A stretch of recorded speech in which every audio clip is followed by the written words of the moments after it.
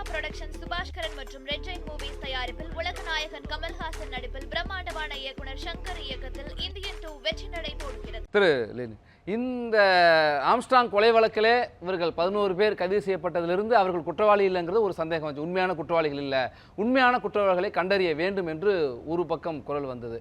அதில் இன்னும் விடுதலை சிறுத்தைகள் கட்சியுடைய தலைவர் திருமாவளவன் சொல்கிறப்ப கூட இந்த ஆம்ஸ்ட்ராங் கொலை வழக்கு பாஜக ஆருத்ரா கோல்டுடைய முறைகேடு எல்லாத்தையும் 3 கோணங்கள்லையும் இந்த வழக்கை விசாரிக்கணும் அப்படின்னு சொன்னார்.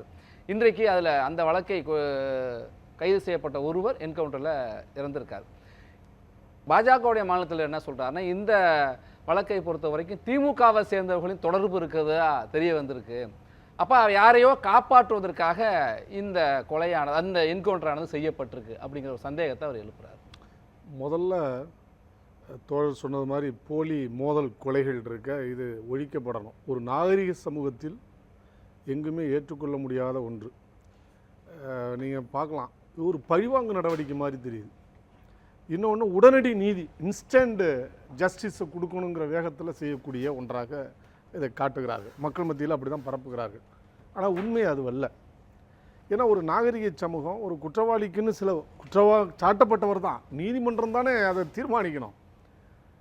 அந்த டியூலாம் இருக்கிற போது அதுக்கு அவசரப்பட்டு நீங்கள் இந்த மாதிரியான விஷயங்கள் வருகிற போது யார் பொறுப்பேற்பது? அவங்க நீதிமன்ற காவலில் இருக்கிறாங்க, அவங்கள தான் நீங்கள் எடுத்துக்கிட்டு வர்றீங்க விசாரிப்பதற்கு. அப்போ அவங்களுடைய உடைமைக்கும் உயிருக்கும் பொறுப்பு காவல்துறைக்கு. அப்போ இது எப்படி இதை எடுத்துக்கொள்வது? 2016-17க்கு பிறகு உச்சநீதிமன்றத்தினுடைய பல்வேறு தீர்ப்புகள் இந்த மாதிரி போலி என்கவுண்டர் விஷயங்களில் மிக காத்திரமான கருத்துக்களை அரசுகளுக்கு வழங்கியிருக்கிறது. அது கடைபிடிக்கப்படலைங்கிறது தான். ஏன்னா சர்வதேச அளவுலேயே ஐக்கிய நாடுகள் சபை மனித உரிமை அப்படின்னு வர்ற போதே இதெல்லாம் வருது. ஒரு உயிர் வாழ்வதற்கான அடிப்படை உரிமை இருக்கிறது. ஒருத்தர் குற்றஞ்சாட்டினா நான் குற்றவாளி இல்லை என்று காட்டுவதற்கான விஷயம் வந்திருக்குது. இப்போ இந்த வழக்கில் என்னென்னா, இப்போ ஆம்ஸ்ட்ராங் உண்மையிலேயே அந்த கொலை என்பது மிக மோசமான படுபாதகமான செயல். அதில் எல்லாருமே கண்டிச்சிருக்கிறோம். கடுமையான நடவடிக்கைக்கு உள்ளாக்கப்படணும்னு சொன்னோம். ஆனால் அதே நேரத்தில் அவசரப்பட்டு இந்த 11 பேரை கைது செய்து அது உண்மையான குற்றவாளிகளா, இப்போ நீங்கள் சொன்னீங்க அது உண்மையான குற்றவாளிகள் என்று உறுதிப்படுத்தப்பட்டிருக்கு கிட்டத்தட்ட. ஆனால் ஆரம்பத்தில் சொன்னாங்க இல்லை அப்படின்னு, அது மாயாவதி தொடங்கி திருமாவளவன் எல்லாருமே சொன்னாங்க. உண்மைதான். ஏன்னா சம்பந்தப்பட்ட அவருடைய அண்ணன் வீரமணியே ஓடிட்டு இருக்கும் போது வாளை பார்த்து கொண்டே போனே தவிர கத்திகளை வீசினதுனால நான் ஆட்களை பார்க்கலன்னு சொன்னார். ஆனால் காட்சி சூழலை பார்த்து சில பேர் என்ன சொன்னாங்கன்னா இது உண்மையான குற்றவாளிகள் இல்லைன்னாங்க. ஆனால் அது சந்தேகத்துக்கு இடமின்றி உண்மையான குற்றவாளிகள்னு இருக்குது. உண்மையான குற்றவாளிகள்னா நீங்கள் இன்னும் வேகமாக அதை வழக்கை நடத்தி உரிய தண்டனையை பெற்று, நான் என்ன சொல்கிறேன், 2 விஷயம்தான் காவல்துறை இது முன்வைக்குது. ஒன்று, ரவுடிகள் மொழின்னா ரவுடிகள் மொழியிலேயே நாங்கள் நடந்துக்கிறோம் அப்படின்ற ஒன்று. 2வது விஷயம் என்னென்னா, நீதிமன்றத்துக்கு போனால் அது ரொம்ப நீதி உடனடியாக கிடைப்பதில்லை. அப்போ அந்த காலதாமதம்லாம் குற்றவாளிகள் இந்த காரணம் சொல்லப்படுவது அது உண்மை அல்ல. பல வழக்குகளில் குற்றவாளிகள் உரிய தண்டனையை பெற்று சிறைச்சாலைக்கு அனுப்பப்பட்டிருக்கிறார்கள். அவங்களுடைய குற்றத்தையும் தடுத்திருக்கிறாங்க. என்னுடைய கேள்வி என்னென்னா, ஒரு சாட்டப்பட்டவர்னு வர்ற போது இந்த கொலை ஒரே அளவில் இல்லை, இதுக்கான பின்புலம் இப்பே வருது. இப்போ நீங்கள் சொல்கிறீங்க ஒரு வார்த்தையில் திமுகவுக்கு தொடர்பு இருக்கலாமோன்னு பாஜக அண்ணாமலை சொல்கிறார். அதான் அண்ணாமலை, பாஜக தலைவர் அண்ணாமலை.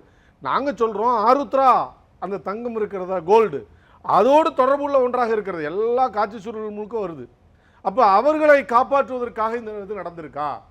பாஜகவில் பயங்கரமாக எடுத்து பார்த்தீங்கன்னா அதனுடைய பட்டியலில் எல்லா அணிகளையும் எடுத்து பார்த்தீங்கன்னா கிட்டத்தட்ட 512 பேர் குற்றவாளிகளாக இருக்கக்கூடியவர்கள், ரவுடிகளாக இருக்கக்கூடியவர்கள், இந்த ஷீட் உள்ளவங்க, அந்த நபர்கள் பொறுப்பில் இருக்காங்க. அப்போ ஏற்கனவே தெரியும் இந்த வழக்கை பொறுத்த வரைக்கும் 2 விதமான சந்தேகங்கள் முன்வைக்கப்பட்டது. முதல்ல அந்த 8+3 11 பேர் கைது அல்லது சரண்டரில் இங்கே 11 பேருமே உண்மையான குற்றவாளிகள் இல்லைன்னாங்க.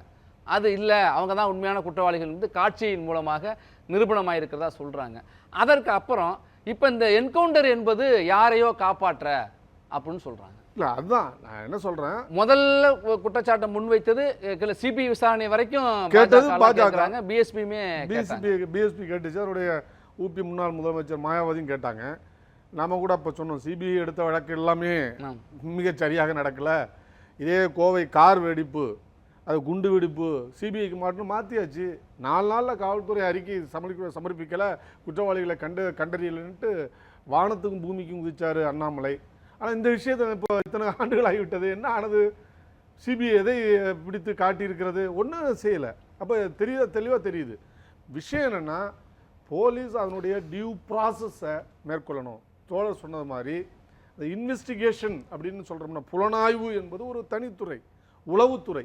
இப்போ உளவுத்துறை ஒரு குற்றம் நடப்பதற்கு முன்பு அதை உளவறிந்து அதை தடுப்பதற்கான வேலை, ப்ரிவென்ஷன் தான் போலீஸோட மிக முக்கியமானது.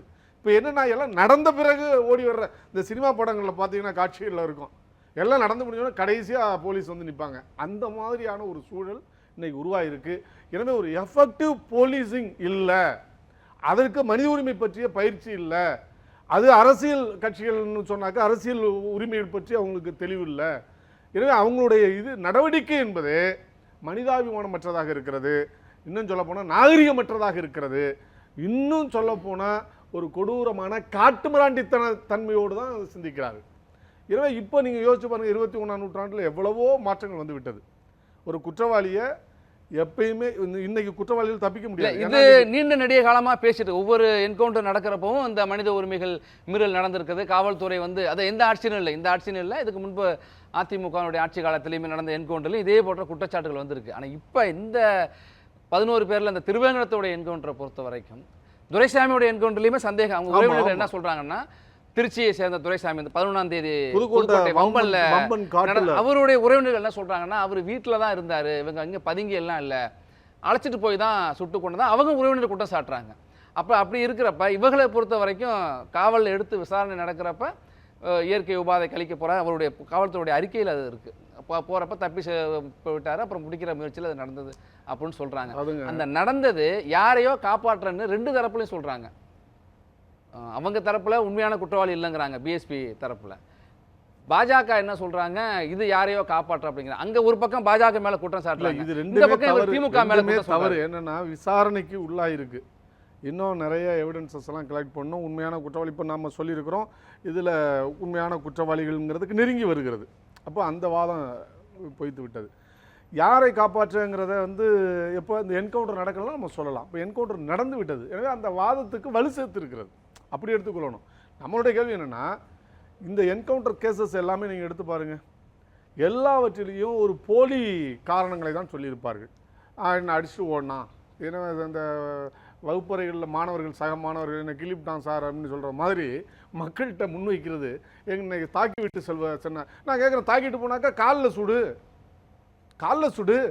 ஆனால் ஏன் நீ வந்து நேரடியாக சாகிற அளவுக்கு சுட்டுருக்கீங்கனாக்கா இது வந்து தற்காப்பாது, இது கொலை இல்லையா? தற்காப்புக்கு நீ செய்திருந்தால் அது தற்காப்பு. அப்ப நீங்க தற்காப்பு என்று காவல்துறை சார்பில் வைக்கிற வாதமே பொய்யானது என்பதான் என்னுடைய ஆழமான. 2018 பாத்தீங்கன்னா இதே சென்னையில ஒரு 6 வருஷத்துக்கு அப்புறம் ஒரு என்கவுண்டர் நடந்திருக்கு. ராஜவேலுங்கிற ஒரு தலைமை காவலரை ஒரு அப்போது இருந்த ஒரு ரவுடி வந்து தாக்குறாரு, வெட்டிடுறாரு. அதுக்கு பிறகு அப்புறம் தான் ஒரு என்கவுண்டர் இங்கே நடக்குது. அதுக்கப்புறம் ஆனந்தன் ஒரு என்கவுண்டர் நடக்குது. அதில் கூட காவல்துறைக்கு தனிப்பட்ட மோதல் அப்படின்னு சொல்லி அந்த என்கவுண்டருக்கு இந்த என்கவுண்டருக்கு வேறுபட்டும் சொல்லியிருக்காங்க. இது என்ன பிரச்சனை தெரியுமா? காவல்துறை, இந்த nexus between criminals and police, எல்லா ரவுடிகளோடையும் எல்லா நிழல் தாதாக்களோடையும் காவல்துறைக்கு நெருக்கமான தொடர்பு இருக்கு. அதன் விளைவு தான். இல்லைன்னா ஒரு காவல்துறை வந்து நேரடியாக வெட்டுறான்னா ஒரு ரவுடி என்ன காரணம்? ஏற்கனவே அவங்களோட பரிவர்த்தனையில் இருக்கிறாங்க. அந்த பரிவர்த்தனை வந்த பிரச்சனையில் வர்ற பிரச்சனை. அப்போ பியூரோக்ராட்ஸையும் போலீஸும் குற்றவாளிகளுக்கு அந்த வலைப்பின்னலுக்கு உடந்தையா இருந்துட்டு திடீர்னு ஒரு பிரச்சனை வெளில வந்தோன்னா அவங்க வெளியில ஏறுற போது வர்ற மோதல்கள் அப்படி சொல்லலாம். அதை தாண்டி இந்த பின்னணி உடையவர்கள் வந்து காவல்துறையே தாக்குற அளவுக்கு இருக்கிறாங்கன்னா காவல்துறை தன்னை பாதுகாத்து காவல்துறை யோக்கியமா இருக்கணும் இல்லையா? நான் என்ன சொல்றேன், நீங்க கட்ட பஞ்சாயத்து பண்ணுவதற்கு சட்டத்தின் அடிப்படையில் எந்த நடவடிக்கையும் எடுங்க. கட்ட பஞ்சாயத்து நீங்க சமாதானம் கூட படுத்தலாம், ஒன்றும் தப்பு இல்லை. 2 தரப்புக்கு இடையே பிரச்சனை வருது, பேச்சுவார்த்தை நடத்தலாம், எங்கோ அங்கொன்று இங்கொன்றுமா நடக்கலாம். அதுக்காக 19 காவல்துறை எல்லாரையும் இப்படி குற்றசாலி முடியாது இல்லையே. 19 நம்ம சொல்லலையே, நடக்கிறதுக்கு தானே சொல்றோம். காவல்துறையில் அந்த சிறையில் மரணங்கள் வந்திருக்கிறது, அதுக்கு பண்ணியிருக்கிறோம். அதே போல பாலியல் துன்புறுத்தல் பெண்களுக்கு நடந்திருக்குது, காவல் நிலையங்களே நடந்திருக்குல்ல, இல்லை முன் வரலாறு இருக்குது இல்ல. அப்ப அதையெல்லாம் நீங்க ஒதுக்கி விட்டு எப்படி பார்ப்பது? பிரச்சனை இந்த என்கவுண்டர்ங்கிறது இந்த ஆம்ஸ்ட்ராங் கொலை வழக்கு சரியான திசை வழியில் செல்கிறதா என்கிற ஒரு கேள்வியை எழுப்பி இருக்கிறதாக அண்ணாமலை சொல்றார். உரிய விசாரணை நடத்தப்பட வேண்டும் என்றும் இல்லை, அண்ணாமலைக்கு விடிந்து விட்டாலே ஒவ்வொரு யோசனை வரும். அதுக்கெல்லாம் நம்ம பதில் சொல்ல ஒரு முடியாது. ஐபிஎஸ் அதிகாரியாக இருந்தவர் அவர். ஐபிஎஸ் அதிகாரியாக இருந்தவரே இப்படி பேசுகிறாருங்கிறத நான் பால்ரஸ் குண்டை 4 கையில் வச்சுக்கிட்டு கோவையில் இந்த குண்டெல்லாம் இருந்ததுன்னு காமிச்சவர் தான். புலனாய்வு புலிகள் பார்த்துருக்குறோம். நமக்கு பிரச்சனை அது இல்லை. இப்போ நண்பர் சொன்னார் ராமசுப்ரமணியன் சார், அதாவது நாங்கள் வந்து வேண்டுமென்றே கற்பிதமாக நாங்கள் போலீஸை டிமாரலைஸ் பண்ணுறதுக்கு பேசுகிறோம். இல்லை, எங்களுடைய ஆட்சி கேரளாவில் இருக்குது. 2 ஆண்டுக்கு முன்பு ஒரு நேரடி என்கவுண்டர் நடந்தது, மாவோயிஸ்டுகள் தேடுதல் வேட்டைன்னு. அதை கண்டித்த கட்சி இந்திய கம்யூனிஸ்ட் கட்சி. அதற்காக எங்கள் மாநில துணைச் செயலாளர் தலைமையில் அந்த காடுகளுக்கு சென்று துப்பாக்கி சூடு நடத்தப்பட்ட இடம் எல்லாம் க்ளோஸ் ரேஞ்சில் இருந்துச்சு. எங்கள் ஆட்சி என்பதற்காக எங்களுடைய தவறுகளை நாங்கள் மூடி மறைக்கவில்லை, மக்கள் மத்தியில் தான் வச்சோம். இது தவறு, இது நேரடி கொலை தான். அரசியல் ரீதியாக நீங்கள் கருத்து வேறுபாடு இருக்குது, நாங்கள் அரசியல் ரீதியாக களத்தில் நிற்போம், சந்திப்போம். மாவோயிஸ்டுடைய பாதை என்பது வேறாக இருக்கிறது, எங்களுடைய பாதைங்கிறது வேறு. ஆனால் அதே நேரத்தில் நேரடி கொலை நடந்தது என்பது உண்மைதான்னு சொல்லி அறிக்கை வெளியிட்டவர்கள் நாங்கள், எங்களுடைய எல்டிஎஃப் ஆட்சியிலே. எனவே நண்பர் அந்த விஷயத்தை அப்படி பார்க்கணும். இதை வந்து காவல்துறையை டிமாரலைஸ் பண்ணுறதில்ல, காவல்துறையை அரசமைப்பு கடப்பாடோடு இயங்க வைப்பதற்கான ஒரு வேலை இது. அப்படி எடுத்துக்கங்க. நீங்கள் ரவுடிக்கும் காவல்துறைக்கும் வித்தியாசம் இருக்குல்ல. எங்கள் இந்திரஜித் குப்தா தான் உள்துறை அமைச்சர் இருந்தார். யூனிஃபார்ம்டு கிரிமினல்ஸ்னாரு காவல்துறை. தொடர்ந்து காவல்துறையை மிக கடுமையாக குற்றச்சாட்டை முன்வைக்கிறீங்க.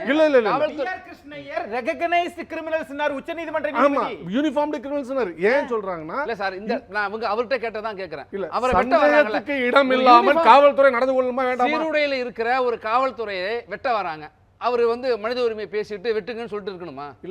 நான் கேட்கிறேன், இவ்வளவு சொல்றீங்களா, இவ்வளவு முன்னேற்பாடோடு போயிருக்கீங்களா, கூடவே கேமராலாம் அழைச்சிட்டு போயிருப்பீங்களா? அந்த காட்சி சூழல வெளி போடுங்க, எடுத்து போடுங்க பார்ப்போம்.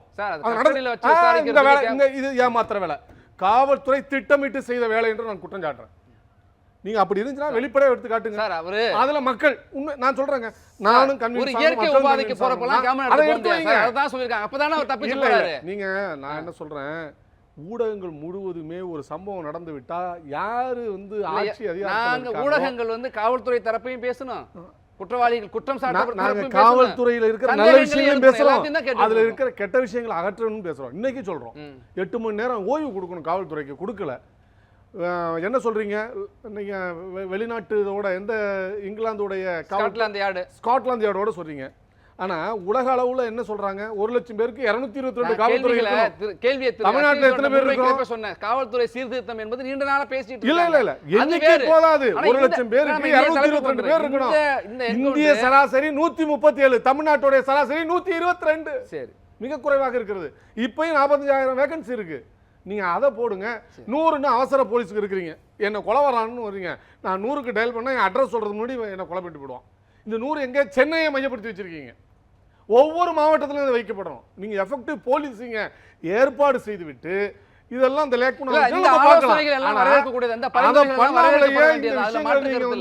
சால்சாப்பா சொல்லி காவல்துறைக்கு ஓவர் பார்டனிங் கொடுத்து அவங்கள ஓய்வு எடுக்க விடாத அளவிற்கு, ஆமா அவங்களுக்கே பாதுகாப்பு இல்லாத குற்றவாளிகளோடு இருந்து குற்றவாளிகளே மாறிவிடக் கூடாதுல்ல.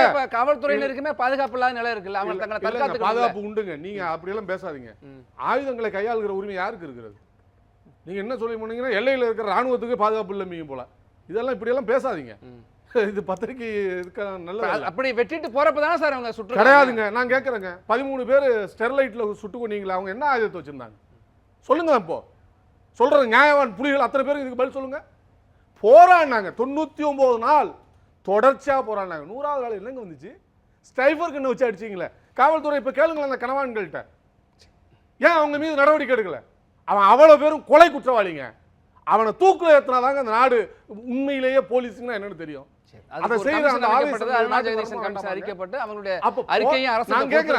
போராடுறவனை சுட்டுக் கொள்ளுவீங்க, சந்தேகப்பட்டவனை எல்லாம் சுட்டுக் கொள்வீங்க. அப்ப சட்டத்தை உங்க கையில வச்சுவீங்க, உங்க பாக்கெட்ல வச்சுவீங்க. சந்தேகப்பட்டவங்கள இப்போ யாரோ ஒரு போற வர சுட்டுக் கொள்ளலாம். அவங்க இந்த விஷயத்தை நான் வந்து இப்ப நீதிமன்றத்துல குற்றவாளி தீர்ப்பளித்து விட்டதா? இல்ல, நீதிமன்றத்துல குற்றவாளி தீர்ப்பளித்தா சார். ஆம்ஸ்ட்ராங் கொலை வழக்கு அதை எடுங்க. அந்த ஆம்ஸ்ட்ராங் கொலை செய்யப்பட்டதை வன்மையா கண்டிக்கிறோம். அந்த மாதிரி சம்பவம் வருவதற்கு முன்பே தடுக்கப்படணும். அதற்கான எஃபெக்டிவ் போலீசிங் தேவை அப்படிங்கிறதையெல்லாம் வலியுறுத்தி இருக்கிறோம்.